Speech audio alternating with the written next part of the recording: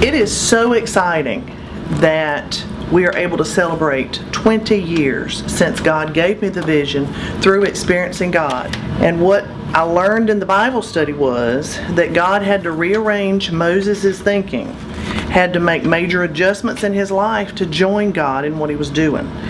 And God showed me how much he loved me and that he was pursuing a love relationship with me, and then had already started working around me in my work at W.A. Perry Middle School and in Fellowship of Christian Athletes and in that community with Todd's family. And so when he said Heartworks, and I wrote it in my journal in 1998, I had no idea what that was going to mean. But very soon he showed me. This woman quit her job as a teacher because she said she had a higher calling to help the children better themselves outside of the classroom.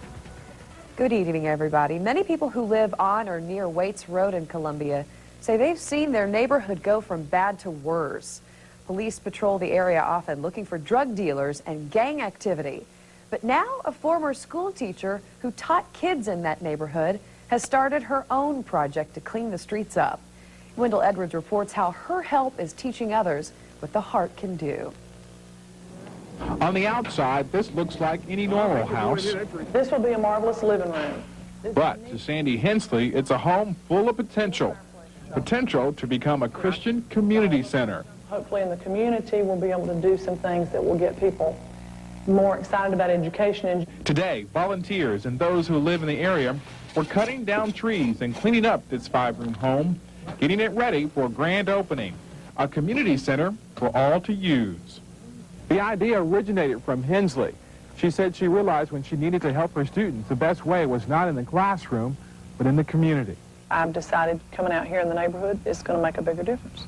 Hensley quit her teaching job and invested $3,000 of her savings to start this project. I'm still teaching, I'm just not in the classroom teaching. Some of her former students are helping out. They too believe this center will help strengthen families and improve this neighborhood. The mission of the center is to bring more people to Christ and give students like 15-year-old Travis McClinton a fighting chance. Everything we did today need to be done so we can hurry up and get people involved. Involved in their community and involved in life. Here to strengthen families and build community. Our mission includes turning people to Christ. The center's scheduled to open in the next few weeks. Before we opened Heartworks Ministry, we had to get a variance from the zoning board to do something that wasn't residential in that house. And we got a year special exception as a religious organization. And we started, and we had children coming from all over within that walking distance to be there in the afternoon, to be on the computers, to do the Bible study. We had a program with reading and moms, and we fed kids. Todd and his friends would come after ball practice, and we just did ministry. We took everybody to Shandon Baptist Church. We went to summer camps. We went to the mountains. We went to the beach with Fellowship of Christian Athletes. For a year, things were absolutely wonderful.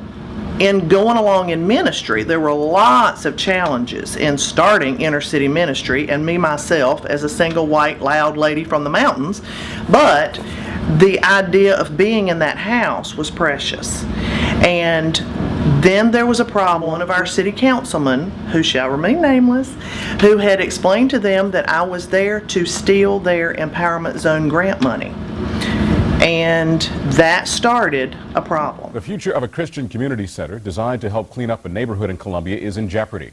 Heartworks Ministries opened on Waits Road in Columbia back in January. But some people who live on or near Waits Road say they don't want that center in their area.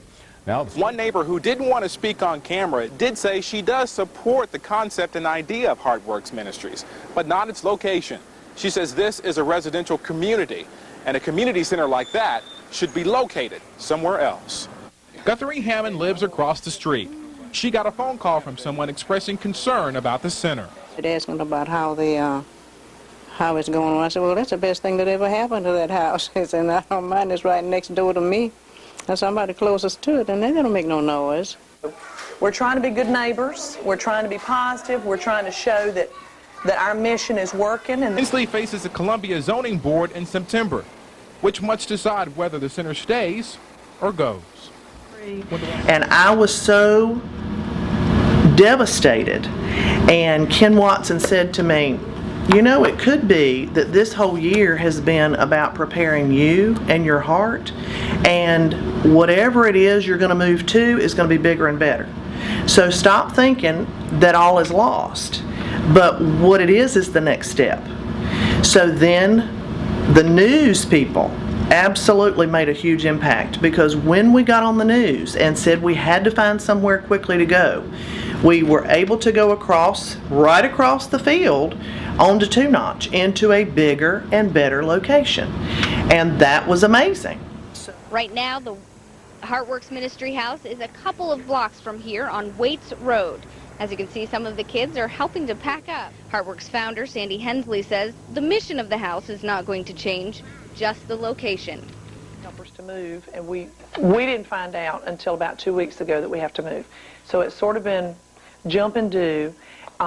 We found the location very recently in the last couple days, and so it's a quick thing, and we have some things that we need, but we feel like God's faithful and it's going to be good. Grateful. We believe that in this new location we are going to see God do tremendous things in the lives of these kids. Todd McClinton had been in my 8th grade class at W.A. Perry, and with his relationship with me and his family, we started the whole ministry on Waits Road.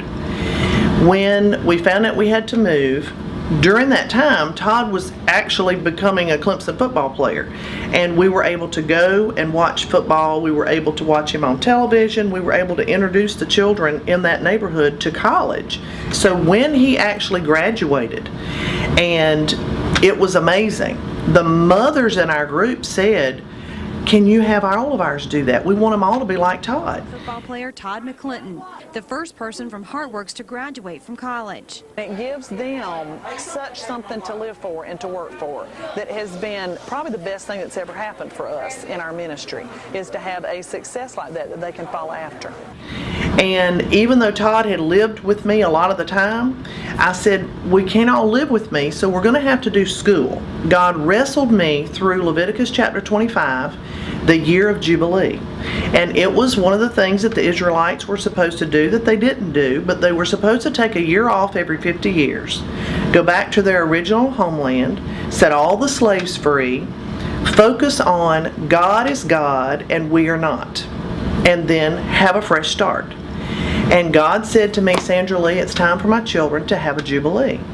So we, in the meantime, had to move from Two Notch over. We got invited to move over to Crescent Hill Baptist Church in a little outbuilding on the edge of their property.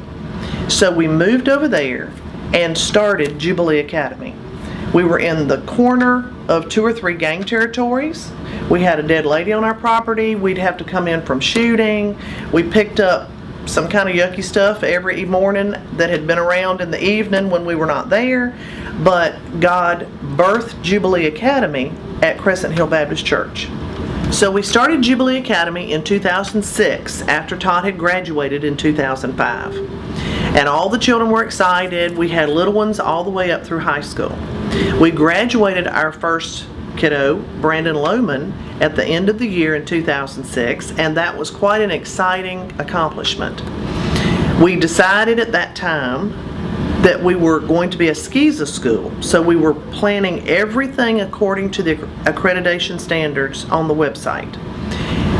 In the meantime, God sent Carolee Watt, a Montessori guru from St. Louis, who came in and just began to work with us and very slowly convinced us that Montessori really was the way to go with these children. We had another graduate. We moved again to Eastside Baptist Church, and we developed the Montessori program. We became accredited by SCISA in 2009 and decided to transition to full Montessori. We decided that the high school children, when they got to that age, could actually go to area high schools. So we sent Amaya to Hammond, and another couple of our boys chose to go to public high school and did very well. So then we were able to focus on the younger kiddos.